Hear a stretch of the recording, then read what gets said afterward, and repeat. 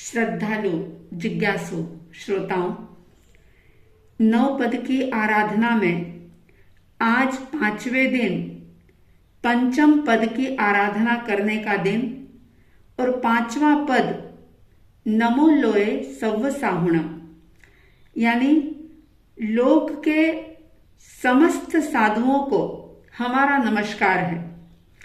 अब देखिए, साधु जो है वह सही अर्थों में धर्म का जीवंत रूप है और सबसे बड़ी विशेषता कि जो 9 पद हैं उन 9 पदों में 4 पद इधर हैं, 4 पद उधर हैं और बीच केंद्र में चोटी की तरह या यूं कह दूं कि तराजू के ताकड़े का संतुलन बनाने वाला ये नमो लोए सव साहुणम है, यानी कि साधु है। ये देव तत्व को और धर्म तत्व को दोनों को ही संतुलित रखता है। केंद्र में है ये 2 देव तत्व, 2 गुरु तत्व ये एक तरफ और 4 जो धर्म तत्व है वो दूसरी तरफ, और इन दोनों के बीच में है साधु का पद। साधु जिसे हम ये कह सकते हैं कि जिन शासन रूपी मंदिर की नींव है ये, जिन धर्म रूपी महल की नींव है साधु। और आचार्यों ने, महापुरुषों ने साधुओं के बारे में ये कहा कि इस धरती का एक जीता जागता चलता फिरता कल्पवृक्ष अगर कोई है तो वो साधु है।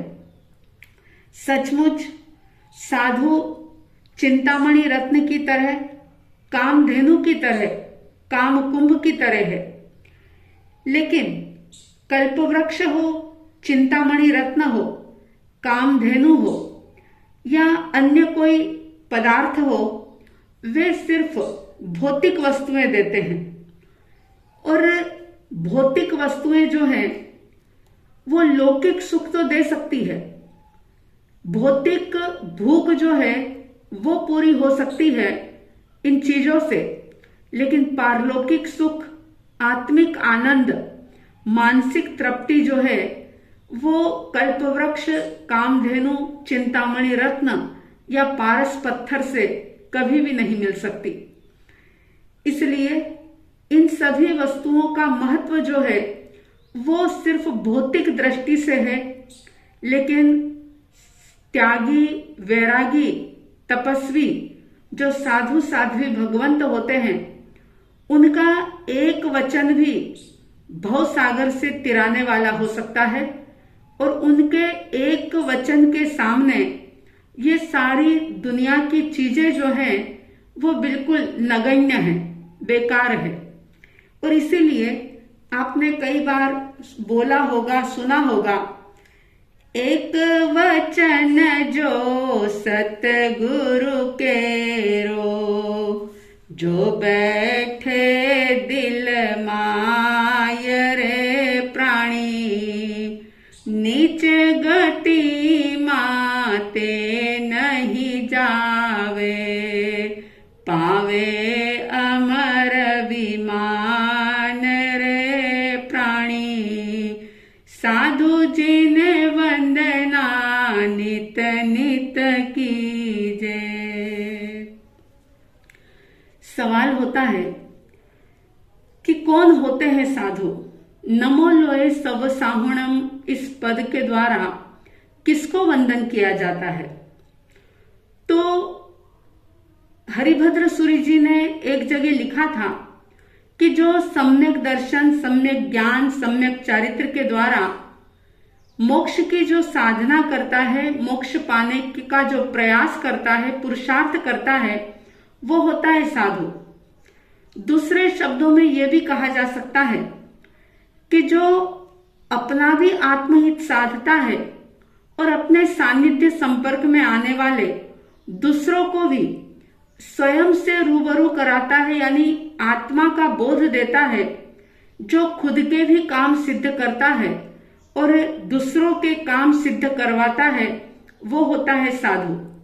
साधु की महिमा सिर्फ जैन दर्शन में ही नहीं बल्कि हर धर्म परंपरा के अंदर गाई है।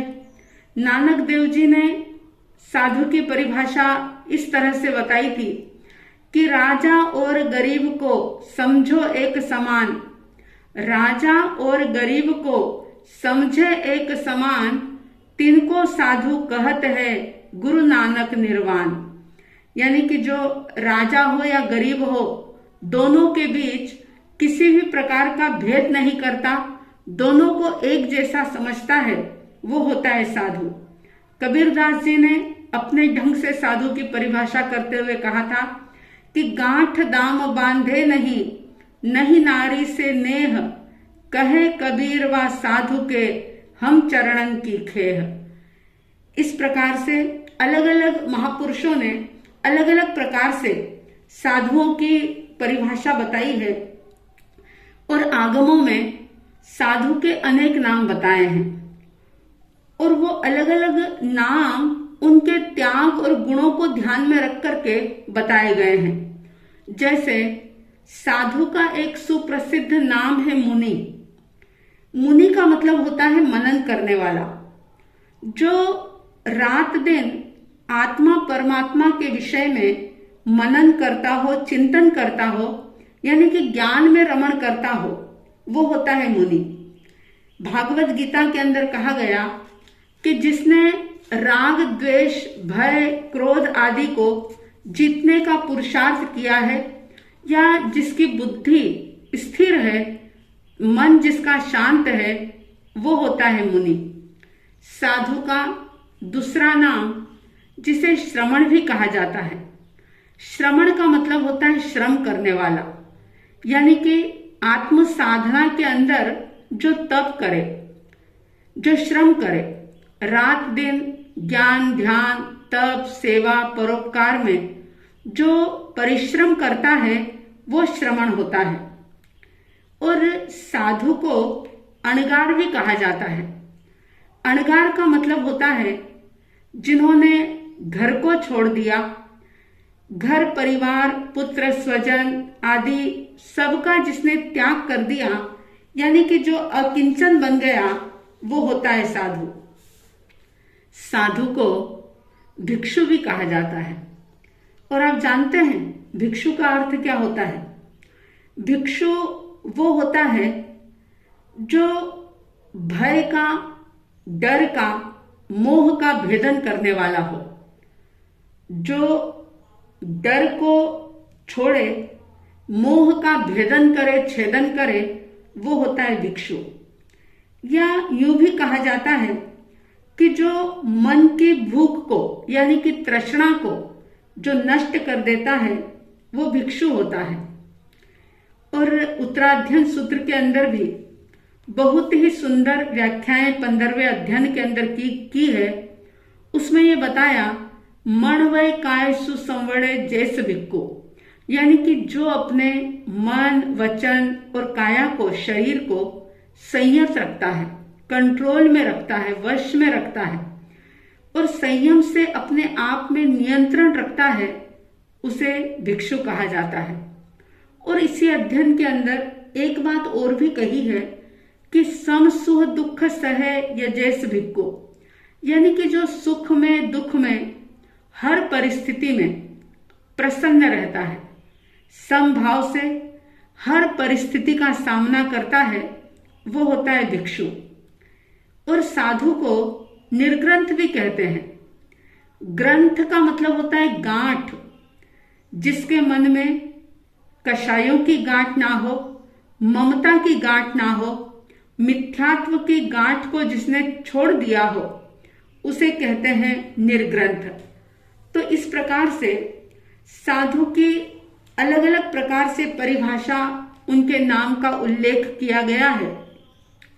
अगर वैसे देखा जाए तो साधु के बहुत सारे गुण होते हैं, लेकिन शास्त्रों के अंदर साधु के 27 गुणों का वर्णन मिलता है, जिसमें 5 महाव्रत का पालन, 5 इंद्रियों का निग्रह, 4 कषाय को जीतने वाले, जिनके जिनका अंतःकरण पवित्र हो, यानी कि भाव सत्य, करण सत्य, योग सत्य, क्षमाशील हो, वैराग्यवान हो, मन समाधारणया, वचन समाधारणया, काय समाधारणया, ज्ञान दर्शन चारित्र से संपन्न, वेदना को भी संभाव से सहन करने वाला और मृत्यु के समय में भी बिल्कुल निर्भय रह करके, संभाव रख करके समाधि पूर्ण मृत्यु को प्राप्त करने वाला, यानी कि मारणांतिक उपसर्गों में भी जो अपनी धीरता वीरता को खत्म ना होने दे, ऐसे 27 गुणों से युक्त साधु होता है। तो अलग अलग प्रकार की दृष्टि से, अलग अलग प्रकार की अपेक्षा से अनेक प्रकार के वर्णन ग्रंथों में, शास्त्रों में मिलते हैं। विशेष बात यह है कि जो साधु होते हैं वे गुणों के सागर, तपस्वी, संयमी और निर्मल चरित्र का आराधन करने वाले होते हैं। और ऐसे साधुओं को नमो लोए सव्व साहुणम कह करके जब वंदन किया जाता है तो वंदन करने से ही अनंत अनंत कर्मों की निर्जरा हो जाती है। साधुओं के स्वरूप को जान करके, समझ करके, उनके बारे में चिंतन करते हुए ये संकल्प करें कि हमारे जीवन में भी जो अनेक प्रकार के कष्ट, तकलीफ आती है, उसमें हम भी संभाव रखने का प्रयास करें और ये भावना करें कि वो दिन धन्य होगा कि जब आगार से अणगार बनने का सुयोग अवसर प्राप्त होगा। क्योंकि साधु बने बिना ना तो कोई अरिहंत बन सकता है, ना सिद्ध बन सकता है, ना कोई आचार्य बन सकता है, ना उपाध्याय बन सकता है। तो साधु का पद ही मूल है, बीज है ये। इसलिए हमेशा ही संयमी बनने का भाव बनाएं। जो संयमी आत्मा है उनके प्रति श्रद्धा का, समर्पण का भाव रखें। अपनी आस्था और श्रद्धा को दृढ़ बनाएं। इन्हीं मंगल भावनाओं के साथ जय प्रभु महावीर, जय गुरु आनंद।